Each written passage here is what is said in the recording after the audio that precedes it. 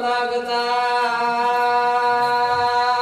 ग्रंथ करते संत एकनाथ महाराज सांगतात, मायबापातून संत सज्जना पवित्र पुण्यभूमी मौजे आनंदवाडी, दररोजचा आनंद, रामायणाचा आनंद, छोट्याशा गावात मोठ्या भावनेनं परमार्थ सुरू आहे.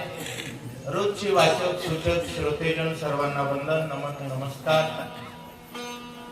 आणि गावामध्ये थोडा हनुमंताच्या मंदिराकडे लक्ष ठेवा बरं का सर्वांनी, कारण सगळ्यांची घरं चांगली आहेत. गावच्या मालकाचं घर असं बरं दिसतं का? होय, आपण सगळी सेवक आहे. चपराशाचं घर 3 मजली, मालकाचं असं बरं दिसतं का? त्याचं ज्याचं त्याचं स्टेटस असलं पाहिजे. सर्वांनी विचार करा.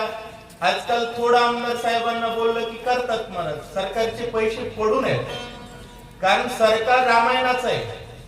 राज्यात बी जय श्रीराम वाल्याचं आहे, केंद्रात सुद्धा जय श्रीराम वाल्याचं आहे.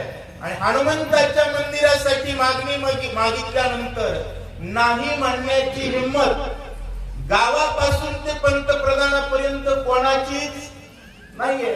गंगा वाहती हात धुवून घ्या, फक्त मागा मिळेल. सर्वांना नमस्कार. आनंद वाटला.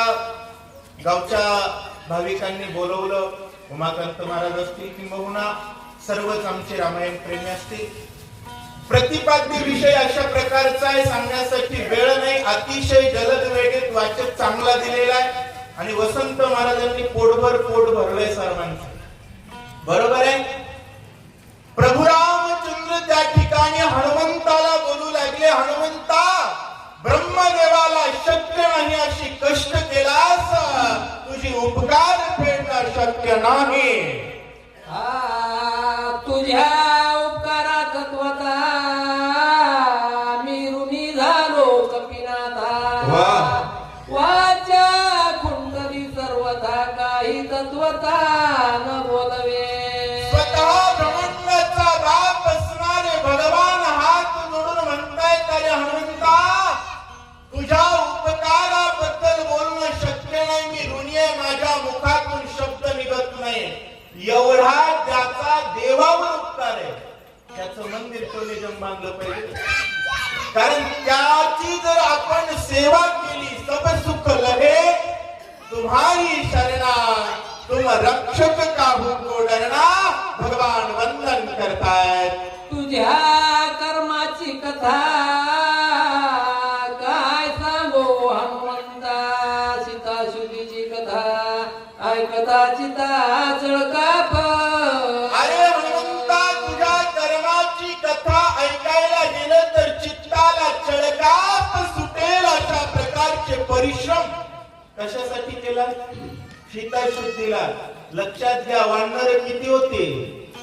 18 पत्न वानर असताना लंकेत किती गेलते? एकटाच गेलता. होय, गावात सुद्धा 5000 माणसं असतात, पण रामायणाला जातात कोण? ज्याच्या मनगटात दम आहे आणि कपाळात भाग्य आहे, तोच भक्त रामायणासाठी जातो. बाकी कोणाची हिंमत नाही. भगवान अशा भक्ताला वंदन करतात. इंद्रजित वधाला की सांग, त्वा ओढविले सर्वांग. ते गोष्टी ऐकताच वेग होती उद्योग चित्ताशी. हनुमंता, हनुमंता, हनुमंता, इंद्रजिताच्या वधासाठी सर्व अंग उडवलास. कारण इंद्रजिताकडे जात असताना प्रभू रामचंद्रांनी सांगितलं होतं, हनुमंता, पाठीचा भाऊ असणारा लक्ष्मण तुझ्या हवाली करतोय, शरणागत असणारा विभीषण हवाली करतोय. दोघांच्या रक्षणाची जबाबदारी तुझ्यावर आहे.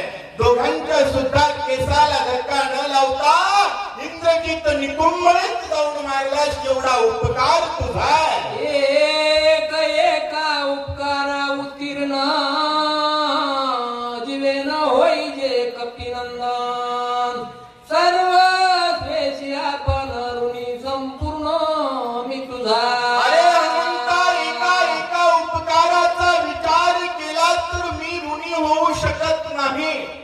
संपूर्ण जगाला श्वास पुरवणारा, संपूर्ण जगावर सर्व सत्ता असणारा, सदोदित सत्ता असणारा, त्रैलोक्याचा राजा इंद्राचं तोंड ठेचण्याची ताकद असणारा.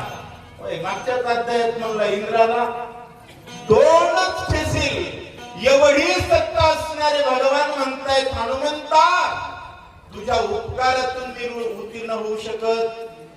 आणि आजकालची माणसं कोण्या देवाला नवस बोलायलेत, बकरी कापायलेत, पायाकडून आल्याची लक्षण आहे. गावात हनुमान मंदिर असताना बाकीकडे नवस बोलायचं नाही. बाकीच्या देवांना फक्त जय श्रीराम. कळलं का? कारण अष्ट सिद्धी